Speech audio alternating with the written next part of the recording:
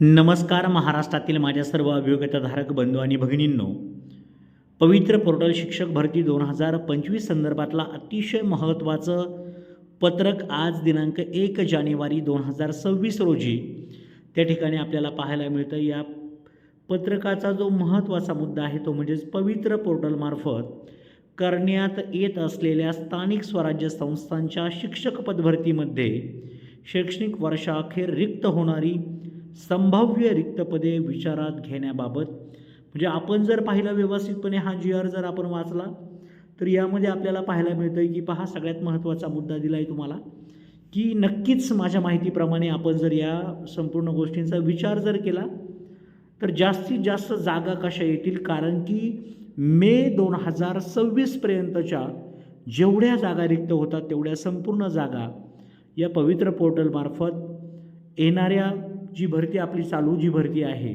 2025ची, तर त्यामध्ये द्यावा या संदर्भातला उल्लेख या ठिकाणी केला आहे. राज्यातील स्थानिक स्वराज्य संस्थांच्या प्राथमिक माध्यमिक व उच्च माध्यमिक शाळांतील शिक्षक पदभरती पवित्र पोर्टलमार्फत करण्यात येत आहे. उपरोक्त संदर्भातील क्रमांक 1 येथील शासन निर्णयान्वये सद्यस्थितीत 80% पर्यंत रिक्त पदे भरण्याची तरतूद आहे.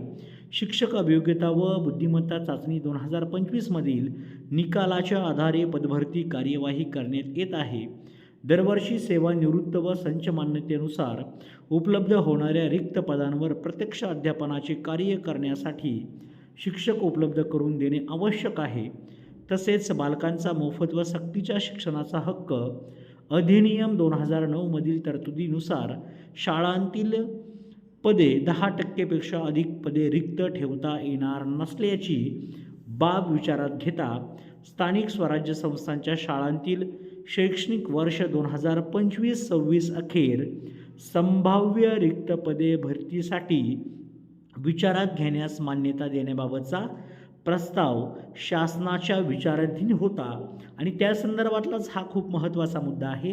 राज्यातील स्थानिक स्वराज्य संस्थांच्या प्राथमिक, उच्च प्राथमिक, माध्यमिक व उच्च माध्यमिक शाळांतील त्या शाळांच्या संच मान्यतेनुसार, पहा सगळ्यात महत्त्वाची संच मान्यता आहे, 2025-26 अखेर म्हणजेच मे 2026 अखेर संभाव्य रिक्त होणारी पदे विचारात घेऊन संदर्भ क्रमांक 1 येथील शासन निर्णयात नमूद मर्यादित शिक्षक अभियोग्यता व बुद्धिमत्ता चाचणी 2025 मधील गुणांकनाच्या आधारे शिक्षक संवर्गातील पदभरती करण्यास शासनाची मान्यता प्रदान करण्यात येत आहे. हे अतिशय महत्त्वाचं या ठिकाणी निघालेलं पत्रक आहे.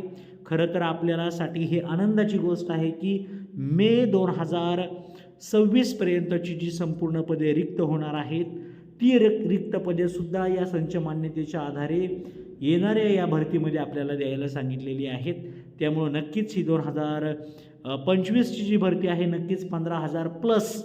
माझं ती इच्छा आहे की जी मागील भरती झाली 2022ची त्यामध्ये आपण जर विचार केला तर एकूण जवळपास 25,000 ते 30,000 शिक्षकांची निवड झाली. त्याच पद्धतीने याही भरतीमध्ये जवळपास 20,000पेक्षा जास्त मोठी भरती व्हावी, जवळपास 25,000पर्यंत ही जर भरती झाली तर नक्कीच सगळ्यांना फायदा होईल. त्यासाठी सर्वांनी प्रयत्न करणं गरजेचं आहे. या जागा जास्तीत जास्त वाढवण्यासाठी संपूर्ण महाराष्ट्रातील अभियोग्यताधारकांनी त्या ठिकाणी प्रयत्न करणं गरजेचं आहे आणि पाठपुरावा करण्याची सुद्धा गरज आहे. तर सर्वांची या नवीन वर्षाच्या निमित्तानं सर्व माझ्या शिक्षक बंधू आणि भगिनींना नवीन नोकरी मिळावी यासाठी सर्वांना शुभेच्छा. Thank you so much.